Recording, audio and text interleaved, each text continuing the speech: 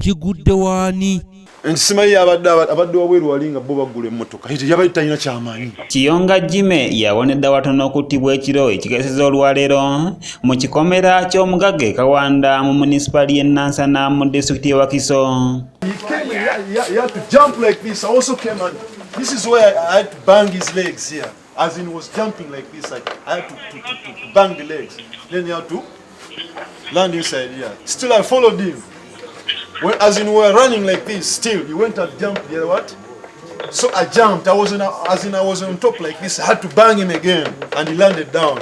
Zibadde zikunukiriza okuwera omunaana ogw'ekiro omuntu yenna watandikira okuwamira otulo omutuuze omw'e Kawanda wawuliridde enswagiro ng'awulira ekikoonebwa mu kikomera kye kwe kuzuukuka n'alingiza mu ddirisa lye era n'alengera abantu basatu nga bali mu kikomera kye nga bali ku mmotoka ye. Mbadde neebase nempulira eddoboozi lyaki ly'omuntu ng'alinganga akola ki agula olugi. Kakati mu kugula olugi nengamba omukyala abo si babbi okiraba nenzija nenzigulawo kati nawo nenjiwenjulako katono bwenti kati mu kugiwenjula nenzula abasajja abo basatu ngali ku mmotoka nenyangu amangu nenzigula olugi kati mu kugula olugi nengamba ono muto wange kalisa ababbi nze sprintize naki nejambiye ono awaliriziddwa okuzuukusa muganda we ategerekese lya Kalisa n'amutegeeza nga ababbi bamaziddde okubayingirira. Nebase brother najja nampita Kalisa omanyi nti mulimu ababbi mwe bali bayingidde nange nesitukiramu nanyini maka kutte Jambia muganda we n'akwata enkumbi olwo ne balyoka bagobagana n'ababbi era ababiri babadduseeko kyokka omu gwe basobodde okukwata ng'ono abuuka ekikomera n'omutemako amagulu. Era ne tufuluma ebweru kati afulumye ne Jambia nze efulumye na nkumbi kati ne tumugoba n'abuuka ekikomera n'amutema okugulu bamutemye okugulu n'agwamu amaanyi n'asigala ng'akyalumba n'adduuka n'abuuka ekikomera ekyokubiri n'afuluma wabweru wafulumye wabweru n'amugobera n'amwogera ono n'abuukira awo kasonda awo n'agwa mu kimu premises za neighbor kati watuse wali wa neighbor still era n'abuuka ki n'abuuka ekikomera n'agwe ne wano bidde amagulu awo.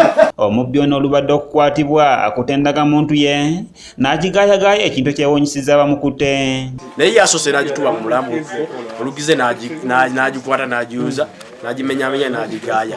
Wabula ono abategeezeza nga ye bwe yaze n'emikwano gye okuli Fred Waswa ne Oneni Samu nga bavudde Makindi era mbu babadde bazze kunywamu kyokka olumaze okunywa omwenge munnaabwe n'abagamba bamuwerekereko ewuwe agende yeebake kyokka olwatuuse ku geeti n'abagamba nti tebagala mukyala bw'awulire n'abategeeza nga balina okubuuka ekikomera nabo kye baakoze. Kiyonga Jimmy agamba abadde ne Waswa Fred n'abeera n'Oneni agamba ye yavudde Makindye ne Oneni Samu naye nga bazadde babeera Bombo ne mukyala wa Makindye naye nga bazadde bali Bombo kati ye yavudde Makindye najja wano yaga nti bamuyise kunywamu kati bwatuukawo mu kunywamu ne bamugamba tugende ewaka kati mu kugenda ewaka ye agamba bo ne bayingira mu ki ne bayingira ekikomera alaye balinnya amugambye somaye mukazi wange yeebase kanze kaninye ekikomera ne babuuka ekikomera ye wagamba.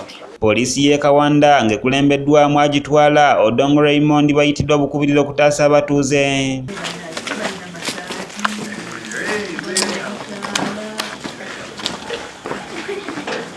Tutuukiridde amyuka omwogezi wa poliisi mu Kampala n'emiriraano Luko Weyesigire n'atutegeeza nga poliisi bw'erinda omubbi ono asooka awone bagende mu maaso n'okumunoonyerezaako. Poliisi y'e Kawanda erina omwami gwetaasizza okuva eri abatuuze era ne mutwala mu ddwaliro. Essaawa zino tunabategeera amannya ge kuba embeera gy'ali muze naye nga kigambibwa ono ne banne babiri babadde basatu bayingiridde amaka g'omutuuze omu e Kawanda kino ekikeeseza olunaku lwaleero okusanga mwenda nga kigambibwa nti babadde batandise okwonoona emmotoka ye ebadde paakinze mu luggya kwe kuzuukuka amangu ng'alina byawulidde n'akuba ku nduulu era abaneiba ne bagezaako okuwondera. Wabula akubiriza abantu okwewala okutwalira amateeka mu ngalo. Ekikolo ky'okutwalira amateeka mu ngalo tukivumirira so twagala okusaba abantu kira nti mu bitundu byabwe nga bakoze olunaku olwaleero naye mu ngeri emu bwe baba bakutte omubbi bategeezeko poliisi. Ajje Samuel yakusakidde eggulire lino okulwa ABS television. A thief, kill him. Mwizi. That's why even he had to lose because he was going.